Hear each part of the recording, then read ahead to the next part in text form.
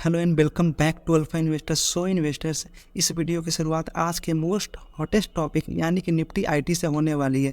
जैसा कि आप लोग चार्ट पे देख सकते हैं कि निफ्टी 50 में ऑलमोस्ट 0.7% तक की गिरावट देखने को मिल रही थी, लेकिन वहीं पर निफ्टी बैंक बिल्कुल उल्टा ट्रेड कर रहा था।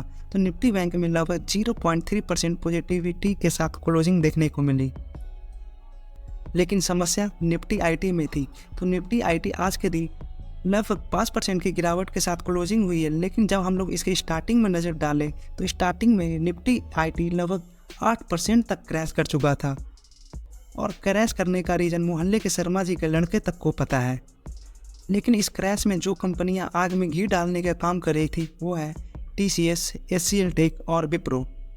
और इन्हीं सभी के साथ आज के दिन एक ऐसी भी कंपनी देखने को मिली जो कि मल्टी बैगर रिटर्न देने का दावा कर रहे थे अपने रिटेल इन्वेस्टर्स के बीच में, लेकिन आज के दिन वो लोअर सर्किट में चलते हुए देखने को मिल रही थी।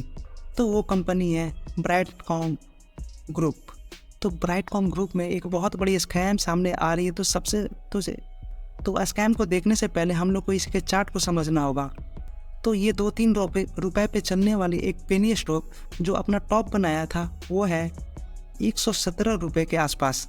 और जब 1 सालों के रिटर्न पर नज़र डालें तो 1 सालों में इस कंपनी ने अपने इन्वेस्टर्स को 5000% का रिटर्न ला कर दिया था और करेंट टाइम में 87% क्रैश हो चुकी है। तो इस कंपनी में स्कैम बिल्कुल यस बैंक जैसी देखने को मिल रही है। तो आप लोग नीचे भी जाकर देखें तो सेबी द्वारा एक 100 काउज नोटिस भेजा गया है वो उसे यानी कि ब्राइटकॉम इंडस्ट्री को। जैसे यस बैंक में बैलेंस शीट को मैनिपुलेट किया गया था, वैसा ही मैनिपुलेशन ब्राइटकॉम ग्रुप में देखने को मिल रहा है। तो चलिए इसमें देख लेते हैं कि क्या क्या मैनिपुलेशन किया गया है। तो सबसे पहला मेजर मैनिपुलेशन सेबी के द्वारा जो लगाया गया है, प्रॉफिट मार्जिन को काफ़ी ज़्यादा मैनिपुलेट करके दिखाया जा रहा था। और दूसरा, प्रोमोटर से अपने स्टेक को किसी और के डीमेट अकाउंट में भेजकर उस स्टेक को गिरवी के फॉर्म में दिखा देते थे। जैसे मिस्टर ए ने अपने स्टेक को मिस्टर बी को सेंड कर दिया और मिस्टर ए कंपनी के प्रमोटर है, तो इन्होंने सपोर्टेड 10% स्टेक मिस्टर बी को सेंड कर दिया और फिर फाइनली दिखा देते थे कि 10% ये स्टेक है जो गिरवी रख दिया गया है। और जबकि ऐसा कुछ होता नहीं था। तो जो स्टॉक गिरवी नहीं भी होते थे उस स्टॉक को भी गिरवी दिखाया जाता था और इसी तरह से स्टॉक प्राइस को मैनिपुलेट करके प्रोमोटर्स पैसे छाप रहे थे। अगर सिंपल लैंग्वेज में बोला जाए तो इस कंपनी में प्रोमोटर्स ही ऑपरेटर बन चुके हैं। तो इन सभी चीज़ों का सेबी ने जवाब मांगा है कि ये सभी जो एलिगेशन उनके ऊपर लगाया जा रहा है, क्या ये सभी सही है। अगर ये सभी एलिगेशन सही हो जाते हैं तो इस कंपनी का भी वही हाल होगा जो कि येस बैंक का हुआ था। आज के दिन LTI में लगभग 7% की गिरावट और LTTS में लगभग 2.5% की गिरावट देखने को मिली और वहीं पर LNT में लगभग 2% की गिरावट देखने को मिली। LTI और LTTS दोनों ही LNT के सब्सिडरी ग्रुप है। जब LNT के सब्सिडरी कंपनी में ही गिरावट हो रही तो वाजिब सी बात है कि आज के दिन LNT के में भी गिरावट होना वाजिब सी बात थी।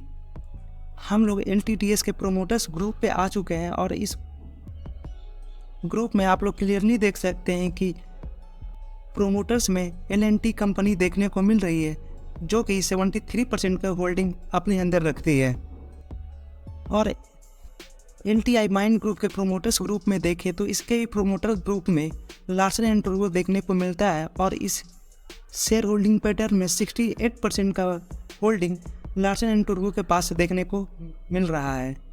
और यही मेजर रीज़न है जब LNT के 2 मेजर सब्सिडरी कंपनी में गिरावट देखने को मिल रही थी तो वाजिब सी बात थी कि इसके पेरेंटल ग्रुप में भी या पेरेंटल कंपनी में गिरावट आज होना कंपलसरी था।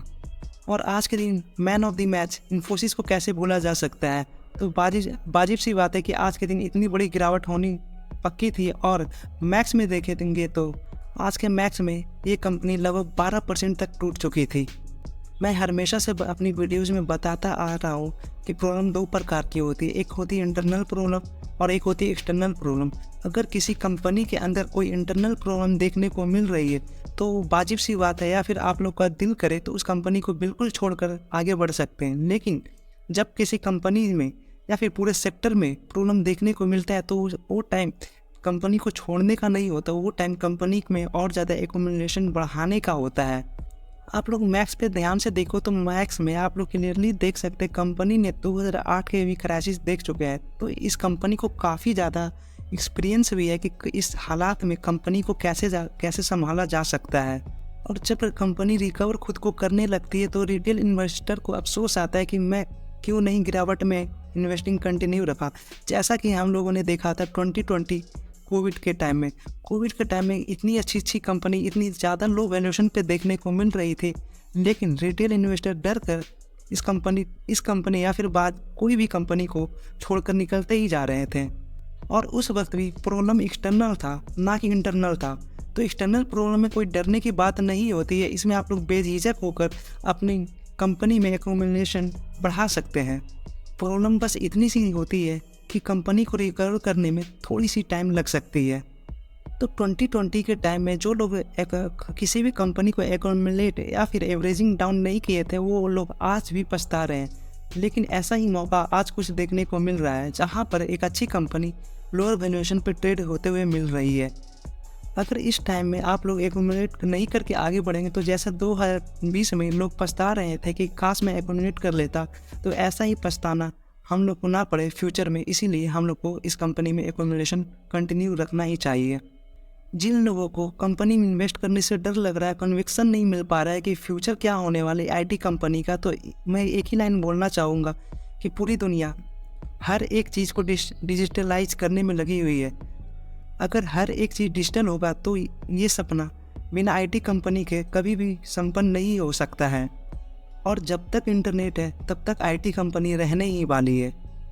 तो ये गिरावट मौका है ना कि धोखा। आज के दिन HDFC नया 52 वीक हाई लगाया, जहां पर आप लोग नीचे देख सकते हैं कि 52 वीक हाई जो देखने को मिल रही है वो है 1720 रुपये, और आज का ओपनिंग प्राइस भी 1720 रुपये ही देखने को मिल रहा है, और आज का हाई भी 1720 रुपये ही देखने को मिल रहा है। और वहीं दूसरी तरफ हम लोग चार्ट पर देखें तो चार्ट पर देखने से बिल्कुल क्लियरली दिख रहा है कि आज के दिन प्राइस 1720 पे गया ही नहीं था। लेकिन आप इस चीज़ पे फोकस करो कि आज की ओपनिंग प्राइस में ही 1720 रुपये टच किया था। तो मार्केट जैसे ही ओपन हुआ था वो 1720 पे ओपन हुआ था और फिर सडन एक डाउनफॉल शुरू हो चुका था, और इसी वजह से चार्ट पर 1720 का ग्राफ नहीं दिख रहा है। आज के दिन होलसेल इन्फ्लेशन डेटा पब्लिश हुआ है जो कि एक डाउन ट्रेंड में जाते हुए देखने को मिल रहा है, और मार्च मंथ में ये डेटा 1.34% हो चुका है। लेकिन जब हम लोग 5 मंथ की बात करें तो 5 मंथ में आप लोग नीचे आप लोग पढ़ सकते हैं कि 5 मंथ में ये डेटा 3.85% देखने को मिल रहा था। करेंट टाइम इन्फ्लेशन डेटा यानी कि मार्च मंथ का जो 1.34% जो डेटा देखने को मिल रहा है वो 29 महीने का रिकॉर्ड तोड़कर सबसे निचले स्तर पर ट्रेड कर रहा है। बहुत लंबे अरसों के बाद ये इन्फ्लेशन डेटा कंट्रोल होते हुए देखने को मिल रहा है।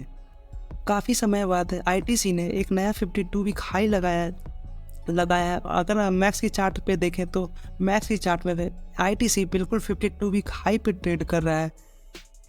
कुछ टाइम पहले तक ITC का बहुत ही ज़्यादा मजाक उड़ाया जाता था, और वहीं पर 5 सालों तक ITC कोई भी रिटर्न अपने इन्वेस्टर्स को लाकर नहीं दिया था। लेकिन अगर कंपनी अच्छी हो तो वो अपने इन्वेस्टर्स का पैसा कभी नहीं डूबने देती है। तो आप लोग आज के दिन देख सकते हैं कि ITC ने एक नया 52 वीक हाई लगा दिया है। और इसी के साथ इस वीडियो को एंड करते हैं। Thank you for watching.